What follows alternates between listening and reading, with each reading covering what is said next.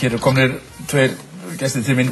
Það eru Gísli Tryggvason, talsmaður neytenda, og Hafliði Jósteinsson sem hefur verið áður í þessum þætti og frá Húsavík. Gísli, þú skrifaðir mjög harðorða grein á bloggsíðu þína í núna helgina þar sem þú segir við Geir Haarde: Geir, ekki koma heim fyrir en þú ert með eitthvað handað okkur, handað þjóðinni, eitthvað lausnir.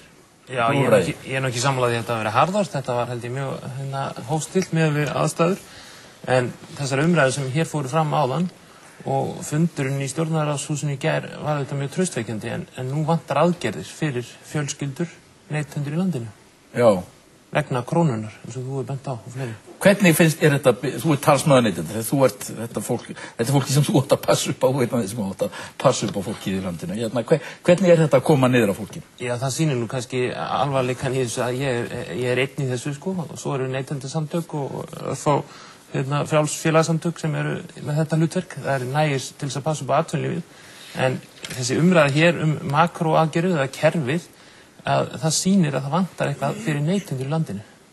Það þarf að bjarga krónunni vegna fólksins. Nú að koma mánaðamót og fólk sér höfuðstól verðtryggðra lána hækka og gengislánin hafa hækkað 50% á 9 mánuðum. Og ég held að fólk kalli eftir aðgerðum og samráði við verkalýðshreyfinguna og aðra til þess að gera eitthvað. Menn eru í Bandaríkjunum að þjóðnýta banka og yfirtaka á sunnudagskvöldum eða föstudagskvöldum, en hér eru bara fundir og umræður á getar. En ekkert að gerast? Ég sé það ekki. Og þú kallar eftir aðgerðum? Já, ég meina ef að hagfræðingar Seðlabankans og ríkisstjórnarinnar hafi ekki einhverja lausnir, þá þarf að gera einhverja sértækar aðgerðir út af krónunni. Förum aðeins nákvæmir í þetta. Hvernig þetta bitna á fólkinu í landinu í gegnum lánið til dæmis? Já, það er bara augljóst. Ég meina höfuðstóll verðtryggðra lána hækkar þó að fólk sé að greiða það sem það á að greiða.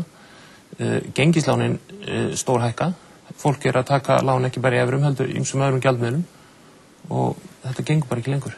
Fólk verður að sjá einhverja lausnir, hvort sem það er ESB og evruaðild eða einhver björgun á krónunni. 180 er gengisvísitalan núna. Já. Og það er nýtt met annað hver dag eins og ég benti á í blogginu. Og við þekkjum ekki botninn? Nei, ég óttast hvað gerist í fyrramálið. Fyrst að það kom í ljós á föstudagskvöldið að bandaríski Seðlabankinn vildi ekki hafa okkur með. Já. Hafliði, hvernig líst þér á þetta ástand? Það líst mér illa á það eins og bara öðrum sem að horfa á þetta raunsæjum augum. Mér datt nú bara í hug þegar að þingmaður Samfylkingarinnar var að tala lekan bát. Mér finnst þetta bara einna líkast því að stjórnarflokkarnir séu í bát sem að mjög lekur og það eru 2 neglur á honum og þeir vita ekki hvar á að setja neglunum til að hætta að renna inn í bátinn. Það er vegna þess að það eru ósamhljóða yfirlýsingar ráðherra beggja ríkisstjórnarflokkanna þetta og hitt og það er gjörsamlega útilokað fyrir fólk að átta sig á því hver er raunveruleg stefna ríkisstjórnarinnar. Hún er nærri því verklaus, það virðist vera. Og einnig datt mér í hug bara í gær þegar ég var að horfa á bílinn koma að stjórnarráðshúsinu með þá þarna úr peningamusturinu. Mér datt bara í hug atriðu soprano þáttum. Já. Ég veit ekki þessi menn náttúrulega eru sjálfstæðir vinna sína vel og samviskusamlega. En þegar að Seðlabankinn er komin með stýrivextina í þessar himinhrópandi hæðir, þá er eitthvað verulega að. Og alveg eins og ráðherra sjávarútvegs og landbúnaðarmála sagði, hann sagði, þessir vextir eru allt lifandi að drepa. Það þarf ekki að drepa hitt sem er dautt. Nei. Og það stefnir allt í það að atvinnurekstur og heimilin í landinu fari og blæði alveg stórkostlega fyrir þetta stefnuleysi. Já. Og það er bara málið.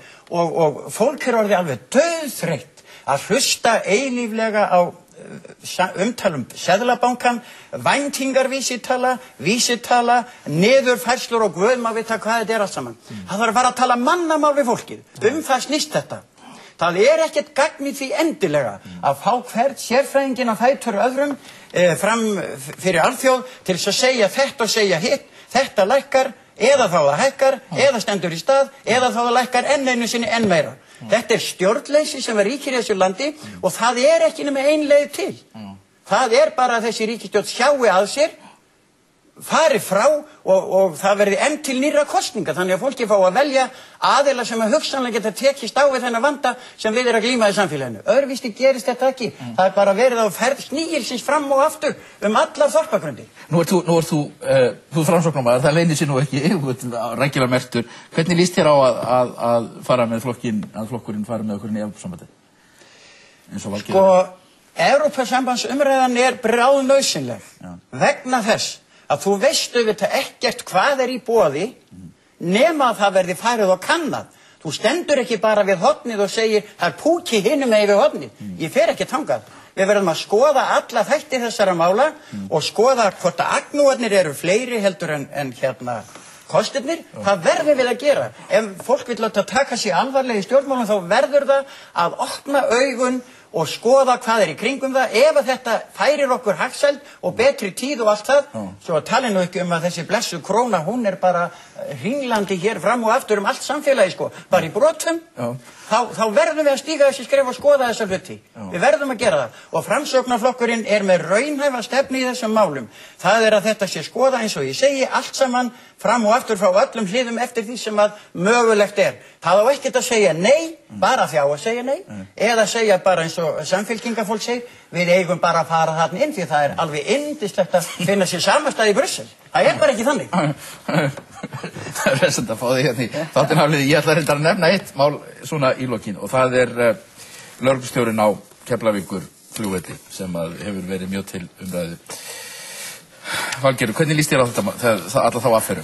Þetta alveg óskaplega ljótt mál, leiðilegt mál og reyndar þá kemur þetta mér nú ekki alveg óvart því að það var nú þannig að ég var í utanríkisráðuneytinu í 1 ár og þá heyrði þetta embætti undir utanríkisráðuneytið og síðan við breytingarnar var náttúrulega eðlilegt að það færi yfir í dómsmálaráðuneytið en það var nú reyndar þannig að Björn Bjarnason dómsmálaráðherra var dálítið svona gírugur að ná undir sig ýmsum hlutum fyrir sig eða Harald Jóhannesson eða hvað nú var. Þú hefur orðið var við það? Já.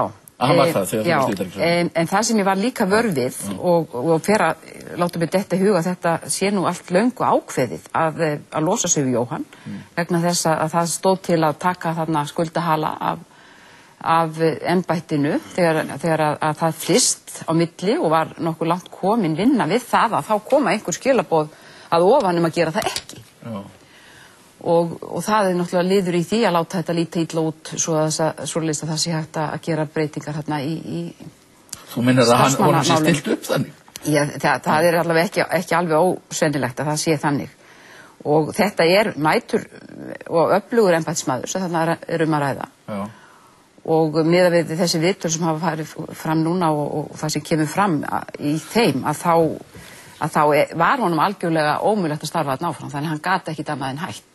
Og þessi aðferð að auglýsa stöðu eins og þessa, án þess að maðurinn hafi brotið af sér, að það í raun nýjung og það þekkir nú Gísli betur sem þekkir mjög vel starfsmannalögin, að fjármálaráðuneytið hefur ekki túlkað þessa grein þannig að það sé bara auglýst á 5 ára fresti. Nei. Staða eins og þessi, nema að það hafi komið eitthvað mjög alvarlegt upp á. Þú meina að þetta sé löglegt en það sé engin hefð fyrir þessu? Nei, það ekki hefð fyrir þessu. Nema að vera skildi að annar ráðherra Sjálfstæðisflokksins í sumar heilbrigðisráðherra hafi verið fyrstur með því að auglýsa, eða allavega hóta því að auglýsa stöðu forstöðumanns lýðheilsustofnunar. Bjarni, nú segja sumir að þú sækist eftir að vera dómsmálaráðherra.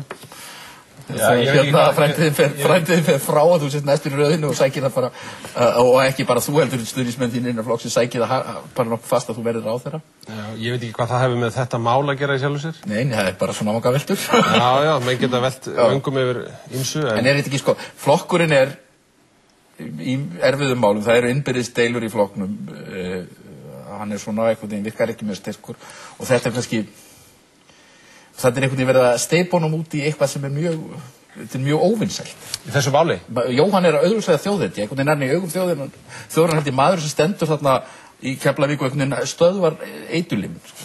Fólki finnst að vera maður. Já, hann hefur örugglega og ég get tekið undir það, hann hefur unnið gott starf hérna suður frá og mér nú illa við að vera að blanda mér inn í svona, blanda persónunum inn í þetta mál. Þar sem að stendur orð gegn orði í sumum þáttum þessa máls en það eitt sem ekki hægt að horfa fram hjá þessu máli og það að það Björn Bjarnason sem hefur teflt fram ákveðnum hugmyndum það hvernig eigi að leysa þann vanda sem við erum etja þarna suður frá. Þær hugmyndir hans eiga fulla stoð í skýrslu Ríkisendurskoðunar það að það sé þörf á að gera ákveðna uppstokkun á embættinu til þess að fjárhagslega ábyrgð einstakra þátta embættisins sé skýrari. Þessi hugmyndafræði Björns, hún var stöðvuð af Samfylkingunni í vor og það setti málið í ákveðið uppnám. Það hafa engir aðrir komið fram með jafn ákveðnar og skýrar tillögur að því hvernig þetta leysa þennan vanda. Nú þingið hefur ekki afgreitt auka fjárveitingu, þannig að hvað óeðlilegt við það að ráðuneyti fari fram á að menn haldi sig innan ramma? Við þá ekki bara taka alliði alla sem fara fram úr fjárlögum, ráðuneyti, stjóra og ég veit ekki hvað óbóðslega mikið að liði sem fer fram úr fjárlögum. Ef við ekki bara stilla þessu upp á hinveginn og segja, ef við ekki bara leyfa öllum að fara fram úr og gera aldrei neitt í því? En þá er kannski spurningin, hann tekinn þá til að, eins og var sagt í gammaldags púr angúra sér sót, hann er hengdur upp til öðrum til viðvörun? Nei, ég kýs alls ekki að líta þannig á og eins og hefur komið fram hjá Birnu þá komur það á óvart að þetta mál skyldi hafa farið í þessa atburðarás og ég held að það harmir það allir. En þetta það sem stendur upp úr í málinu að mínu áliti, hann hefur teflt fram mjög skýrum hugmyndum, þær eru líklega til þess að koma til móts við þann vanda sem við erum etja, það hafa ekki aðrir komið fram með aðrar betri tillögur og Ríkisendurskoðun hefur stutt þessa hugmyndafræði sem Björn hefur teflt fram. Óttast ekki hvað Sjálfstæðisflokkurinn fær í næstu skoðanakönnun? Nei, ég óttast það ekki neitt. Ég meina, þú ert að nefna það að staða flokksins sé veik. Ég er ekki sammála því. Ég held að núna við þessar aðstæður sem eru uppi að þá geti Sjálfstæðisflokkurinn einmitt sýnt helsta styrkleika sinn sem að standa saman kjarnastefnuna. En ég er hins vegar ekki í neinum vafa það að flokkurinn sem augljóslega hefur verið tilbúinn til þess að axla mestu byrðarnar og vera leiðandi aflið, að hann mun líða eitthvað fyrir það þegar að gefur á bátnum tímabundið. Halvið, hvernig finnst þetta? Ég horfi náttúrulega bara á þetta sem þegn í þessu samfélagi og þetta auðvitað alveg bara með ólíkindum þessi vinnubrögð. Þarna hefur verið að störfum maður sem hefur sinnt sínu starfi af samviskusemi, dugnaði og náð árangri og hefur bakland á bakvið sig í þeim starfsmönnum sem undir hann heyra. Og það þurfi að fara að virki, tala um einhverja reglugerðir og eitthvað gera þetta og gera hitt til þess að fullnægja einhverju, þetta er bara rangt. Það átti auðvitað að hafa mannin áfram í starfi vegna þess að ná árangri.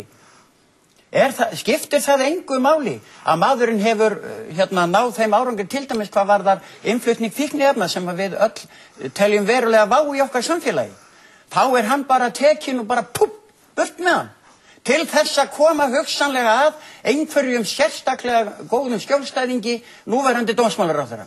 Dómsmálaráðherra hefur í þessum efnum bara mist niður sig. Það er ekki flóknara en það málið. Og hann á að biðjast afsökunar á því að hafa stigið þetta skref sem verður til þess að Jóhann þarf að hverfa úr embætti. Og ég er sannfærður það að Sjálfstæðisflokkurinn á meðal annars eftir að fá rækilega á baukinn, meðal annars vegna þessa máls. Fólki sér á eftir öflugum og góðum starfsmanni. Gísli, þú býður eftir aðgerðum á morgun, ekki? Jú, hvað þetta var þá held ég að... Þú má ekki fara út í þetta meira, en þú býður eftir efnahagsaðgerðum á morgun? Já, helst í kvöld. Helst í kvöld, ok. Þú ert bjartsýnn. Takk fyrir komuna, kærlega. Gísli, Hafliði, Valgerður og Bjarni. Við ætlum að tala gildismat þjóðarinnar.